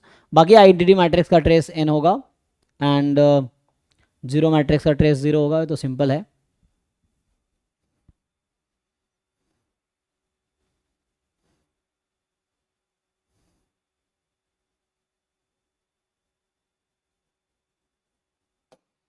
Determinant की बहुत सारी प्रॉपर्टीज हैं. जैसे किसी मैट्रिक्स में अगर किसी एक रो या एक कॉलम पूरी तरह जीरो हो गया तो डिटर्मिनेंट की वैल्यू जीरो हो जाएगी. फिर दूसरा जैसे बहुत सारी प्रॉपर्टीज है ना, टू रोज अगर आइडेंटिकल है तो डिटर्मिनेंट की वैल्यू जीरो है. टू रोज अगर एक दूसरे का मल्टीपल है तो डिटर्मिनेंट की वैल्यू जीरो है. अगर अपर ट्रायंगुलर मैट्रिक्स या लोअर ट्रायंगुलर मैट्रिक्स या डायगोनल मैट्रिक्स है तो determinant is the product of diagonal entries. ये सब बेसिक प्रॉपर्टी जो आप जानते होंगे. लेकिन एक बहुत ज़्यादा यूज़ करेंगे हम लोग ये प्रॉपर्टी, ये होता है कि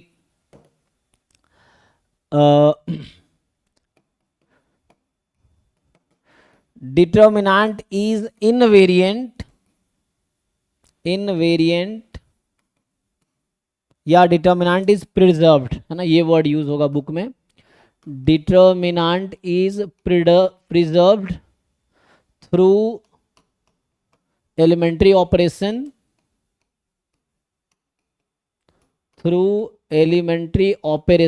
एक बार मैं कहूंगा 11th-12th का मैट्रिसेस डिटर्मिनेंट की सारी थ्योरीज पढ़ लेना, ठीक है. और कुछ समझ ना आए तो पूछना, क्योंकि वो यहाँ यूज होगा तो वो सब आने चाहिए. Determinant is preserved through the elementary operation R I changes as R I plus K time R J. और एंड अगर ये यूज करोगे तब भी प्रिजर्व्ड रहेगी. प्रिजर्व्ड मतलब ये है कि डिटर्मिनेंट की वैल्यू चेंज नहीं होगी. अगर आप ये ऑपरेशन यूज करेंगे किसी डिटर्मिनेंट पे तो नया डिटर्मिनेंट का एक्सप्रेशन आएगा but value of determinant will remain same. ठीक है, नई मैट्रिक्स का डिटर्मिनेंट जरूर बन जाएगा but both matrix will have same determinant. So C I changes as K time C J, ऐसा आ जाएगा. So R I plus K time R J, C I changes C I plus K time C J. तो मतलब example के लिए मैं अगर आपको बताऊं कि जैसे हम जानते हैं कि 1 2 3 4 5 6 7 8 9 इसको ओपन करोगे तो जीरो आएगी. अगर इसी मैट्रिक्स जो है इस पर अगर ऑपरेशन लगा दूं कि चलो भाई R2 को चेंज कर देते हैं R2 माइनस 4R1, तो ये कहना चाहता है कि ये अगर ये ऑपरेशन तुमने यहाँ लगा दिया ना, स्टिल जो नई मैट्रिक्स बनेगी जिसका डिटर्मिनेंट लाइक हम चेंज कर रहे हैं जस्ट R2 को, तो R2 minus 4R1 5 minus 8 minus 3 6 minus 12 minus 6 और 7 8 9, तो इसका डिटर्मिनेंट भी जीरो आएगा. अगर यहाँ पे फिर से कोई ऑपरेशन लगा दो इनमें से तो डिटर्मिनेंट विल रिमेन सेम। तो ये ऑपरेशन लगाने के बाद डिटर्मिनेंट की वैल्यू सेम ही रहेगी, ठीक है। सो डिटर्मिनेंट है ना, rank is preserved through any elementary operation. जैसे इसी, हालांकि रैंक में डिस्कस कर चुका हूं, बट ये है कि rank is preserved through any elementary operation, through all elementary operation, ठीक है ना। तो यहां पे ऑल नहीं लगा सकते, यहां हमने एक ही elementary operation, there are 3 kind of elementary operation, interchanging 2 rows, multiplying a row by a constant and then changing a row with respect to another row. Row में 3 ऑपरेशन, कॉलम में 3 ऑपरेशन। तो एक ही रो ऑपरेशन यहाँ allowed है और एक ही column operation allowed है determinant के लिए, चेंज नहीं होगी। और यहाँ पे क्या है, rank is preserved through all elementary operations, all elementary operations मतलब आप कोई भी एलिमेंट्री ऑपरेशन यूज कर लो, like you change any 2 row, rank same रहेगी, है ना। आप कोई भी ऑपरेशन लगाओ, rank will remain same. K time R I, जहां के नॉन जीरो होगा, R I changes as R I plus K time R J, ठीक है। सो ये है, या पैरेलल ऑपरेशन कॉलम के लिए है कि यू इंटरचेंज एनी कॉलम। तो रैंक निकालते टाइम अगर आप रो इक्लॉन फॉर्म में कन्वर्ट कर रहे हो तो ओनली रो ही यूज करोगे, ये चीज है, ठीक है ना। कॉलम, क्योंकि हम इक्लॉन फॉर्म में रो इक्लॉन फॉर्म में करते हैं तो कॉलम को चेंज नहीं करेंगे। बट अगर आप कहीं पे मैट्रिक्स में ये लगाओगे, still it will remain, rank preserve रहेगा, रैंक में कोई चेंज नहीं आएगा।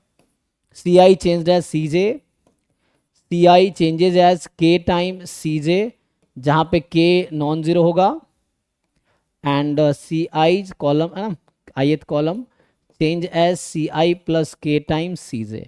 सो ये आ जाएगा। So rank will be preserved through these elementary operations. So any elementary operation use, rank will remain same each time. Example के लिए अगर आप ये जानते हैं कि मान लो अभी के लिए 1 2 3 4 5 6 7 8 9 मान लो ऐसा है, और आपने इसका रैंक कितना आएगा, तो इसका रैंक 2 है एक्चुअली। अगर मैं इसका नाम ए रख रहा हूँ, सो रैंक ए 2 है। अब यहाँ पे कोई ऑपरेशन लगा दो, वही जो अभी मैंने लगाए थे कि R2 को चेंज कर दिया, R2 माइनस 4R1। एक और ऑपरेशन लगा दो कि मैं ऐसा करता हूँ कि पहले तो R2 को चेंज कर रहा हूँ, बाद में एक और ऑपरेशन लगा दो, कोई दिक्कत नहीं है, तो रैंक सेम रहेगी।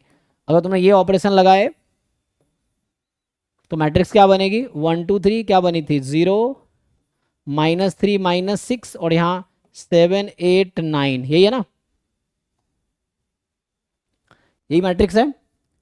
तो इसका रैंक भी 2 ही होगा। मैं बोल रहा हूँ अगर मान लो ये मैट्रिक्स बी बन गया, अभी लेट्स से ये बी निकल के आया, so if it is B matrix, still B matrix has same rank. तो यहां से रैंक ऑफ बी भी 2 ही होगा। तुम चेक करो, इसमें एक और ऑपरेशन लगा दो। मान लो मैं ऐसा करूं कि फर्स्ट रो को मैं मल्टीप्लाई कर देता हूं 3 टाइम फर्स्ट रो, और अभी मान लो मैट्रिक्स सी बन के आएगी मेरे पास, है ना। सो मैट्रिक्स सी बने के आएगी, 3 से मल्टीप्लाई कर दिया, 3 6 9 0 -3 -6 7 8 9, स्टिल इसका रैंक 2 ही रहेगा, है ना। सो कहने का ये मतलब, तो any elementary operation use, rank will be preserved but determinant same नहीं रहेगा। इसका डिटर्मिनेंट तो सेम होगा, बट इसका डिटर्मिनेंट सेम नहीं होगा, क्योंकि हमने यहाँ पे ये वाला ऑपरेशन लगाया। डिटर्मिनेंट में ये ऑपरेशन अलाउड नहीं है इक्वल रहने के लिए, तो आपको समझना पड़ेगा ये लगाएंगे तो क्या होगा। तो देखो, तो जैसे अगर मैं पहला वाला ऑपरेशन लगाऊं डिटर्मिनेंट में, तो क्या होता है, if you interchange any 2 row और any 2 column, so what happens to determinant, तो जो न्यू डिटर्मिनेंट आएगी वो जस्ट अपोजिट साइन की आएगी, है ना। So when you interchange any 2 row और 2 कॉलम, तो नई डिटर्मिनेंट जो आएगी वो जो क्या होगा, उसका जस्ट अपोजिट साइन होगा। तो अगर पहला ऑपरेशन लगाओगे तो दूसरा ऑपरेशन लगाने से क्या फर्क पड़ता है, तो अगर तुमने किसी एक रो के या एक कॉलम के ईच एलिमेंट को किसी कांस्टेंट से मल्टीप्लाई कर दिया तो डिटर्मिनेंट कांस्टेंट टाइम हो जाती है ना। तो मैं ऐसे लिख देता हूं, सो लाइक सपोज मेरे पास एक डिटर्मिनेंट ये है, और इसमें अगर मैंने ऑपरेशन लगा दिए कि let's say if I applied, कि मैं इसमें चेंज कर देता हूं सेकेंड रो को के टाइम सेकेंड रो, और ये अभी डेल्टा 1 है, और ये डेल्टा 2 अब नया डिटर्मिनेंट बनेगा के पी के क्यू के R A B C as it is, X Y Z as it is, यही है। तो यहां पे क्या होगा कि now this determinant will be K time, ये प्रॉपर्टीज बता रहा हूं, आप एक्सपैंड करके चेक कर सकते हो।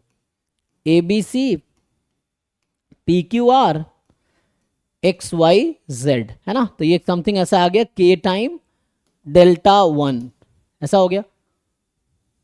अगर किसी 2 रो या 2 कॉलम को इंटरचेंज करेंगे साइन अपोजिट हो जाएगी। हाँ, अभी जो आपने रैंक कॉलम बताया कि कोई भी एलिमेंट्री ऑपरेशन लगा सकते हैं, उसके बाद भी रैंक प्रिजर्व रहेगा। जी तो मतलब वो एक एक टाइम या फिर जितना जितना बार चाहे उतना बार एलिमेंट्री ऑपरेशन लगा सकते हैं। जितना बार लगा लो, उसमें कोई रेस्ट्रिक्शन थोड़ी है, कोई रेस्ट्रिक्शन नहीं है। बाकी एक बेसिक थ्योरम है जो आप ऑलरेडी जानते होंगे, ये है कि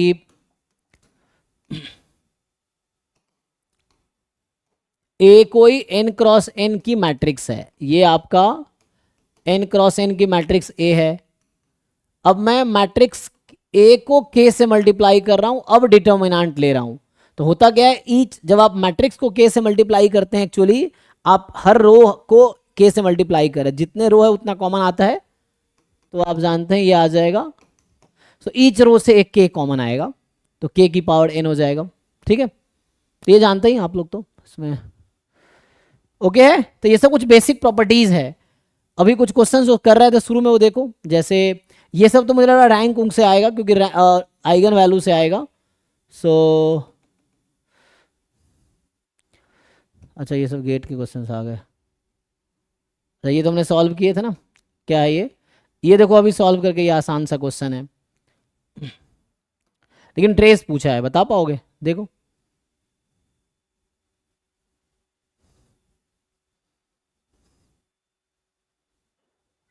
3.5 आते हैं।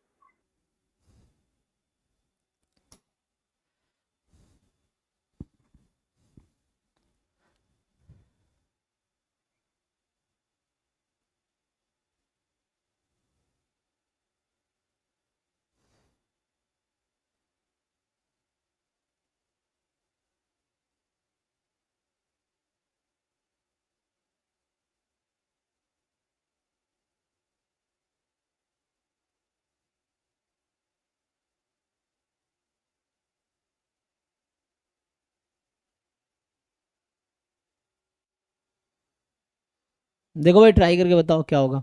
तो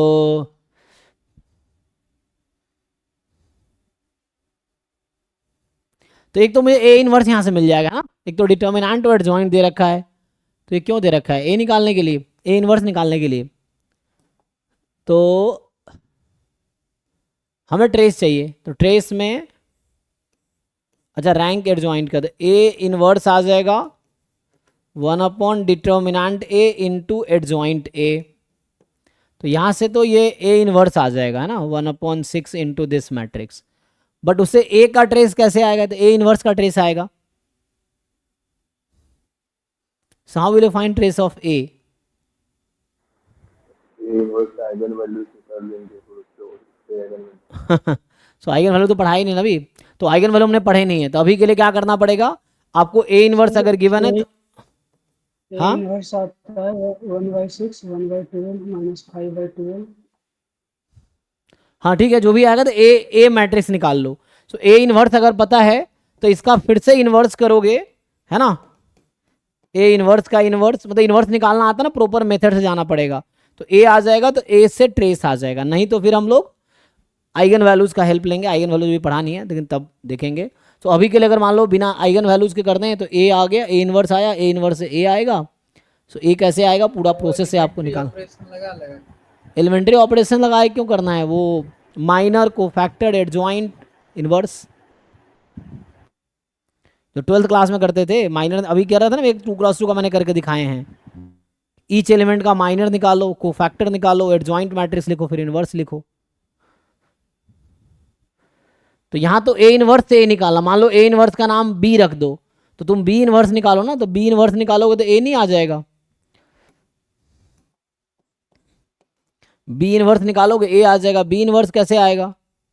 सो बी इनवर्स के लिए adjoint of B 1 upon determinant of B.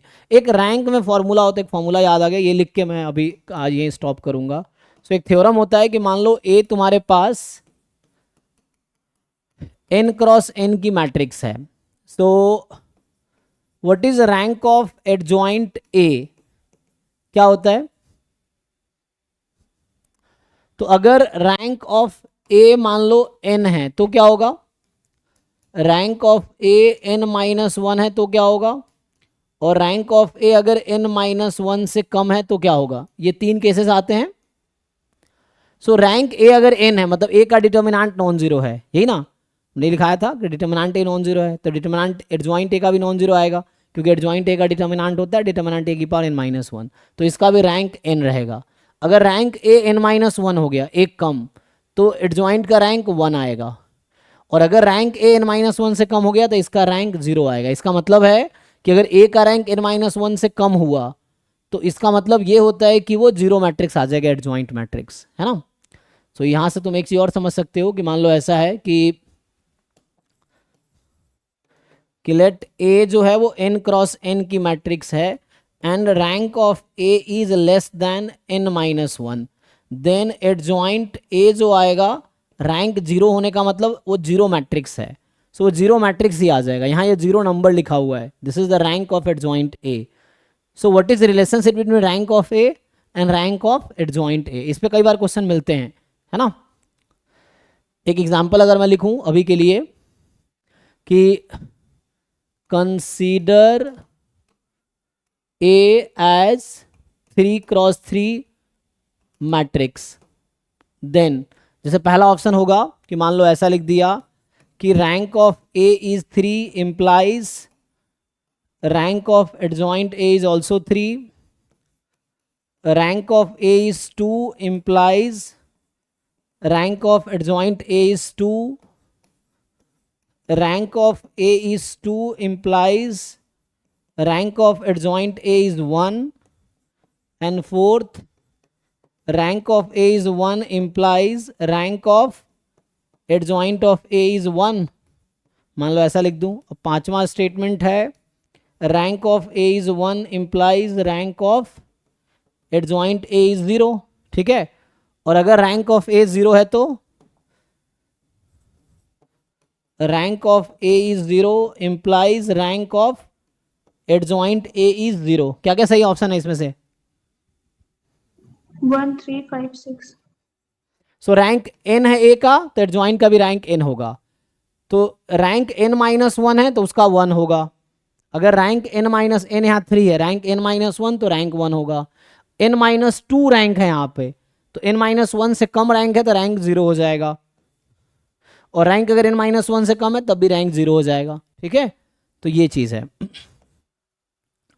सो 1 3 5 6 अगर a का रैंक n है n क्रॉस n की मैट्रिक्स, एडजॉइंट a का रैंक n होगा। n माइनस वन a का रैंक है तो एडजॉइंट का रैंक 1 होगा, और अगर एडजॉइंट a का रैंक n माइनस वन से कम है तो इसका मतलब है कि रैंक एडजॉइंट a का जीरो होगा, एडजॉइंट a जीरो मैट्रिक्स आएगी एक्चुअली, ठीक है।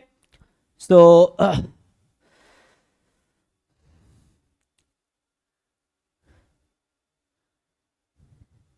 ठीक है, तो अब यहीं से हम स्टॉप करते हैं, थैंक यू। बाकी कल कंटिन्यू करते हैं आगे।